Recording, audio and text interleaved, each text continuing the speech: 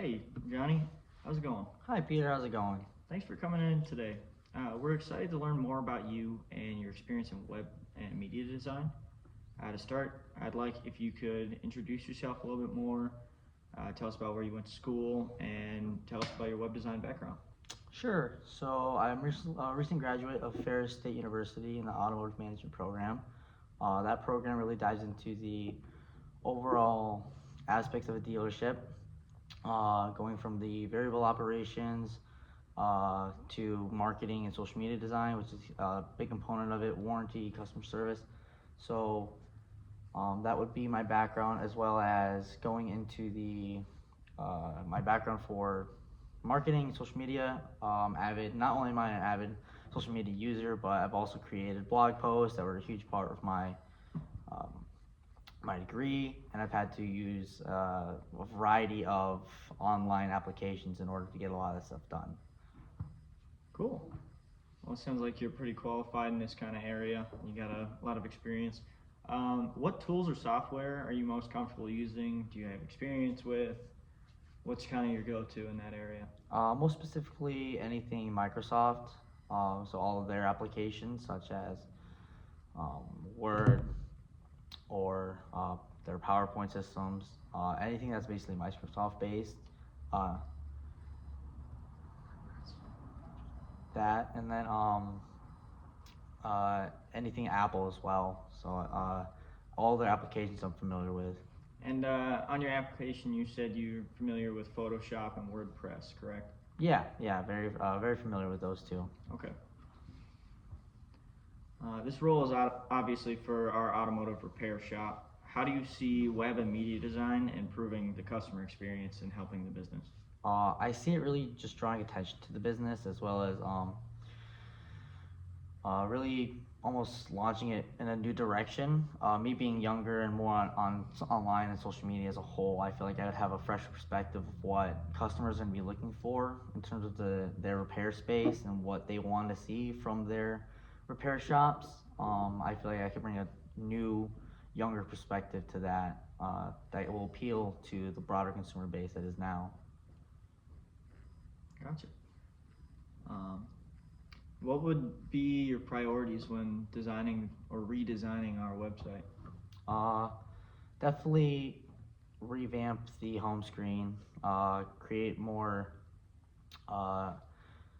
more personable space for overall traffic. So when people go on the website, they can feel more comfortable, be more user friendly. Things will stand out to them, perhaps promotions or anything such as that. That's gonna get them to create more clicks. Just keeping them on the website is gonna help a lot. But I'm really just gonna make it so when people go on the website, they're going to want to stay on it longer. It's a good plan. So we have a lot of engagement, but not a lot of booking. And how would you kind of figure out that problem that we're having?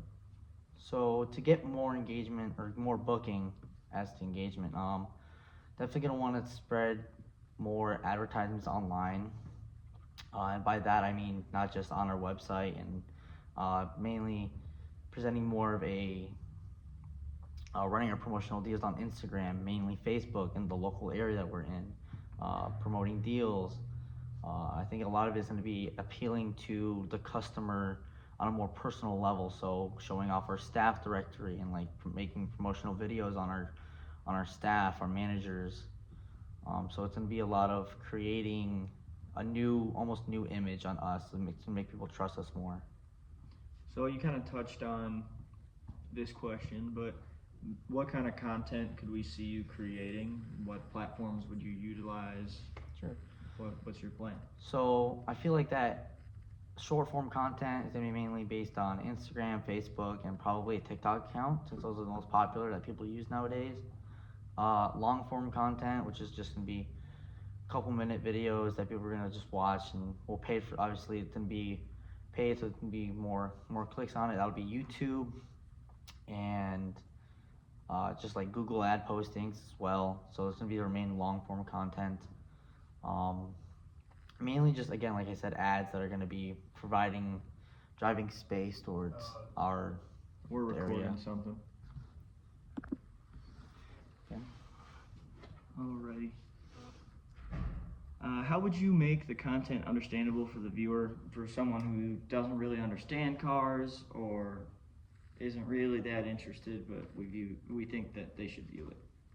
So a lot of that is going to be obviously appealing towards that specific market, that people who understand it, and obviously making specific content that's going to attract them, and like it's very specific to people who understand it. But of course, there's always that just making broad content that appeals to anybody. I feel like that's going to be our best bet. So it's going to be a lot of informational videos, starting with basic language and just going from there.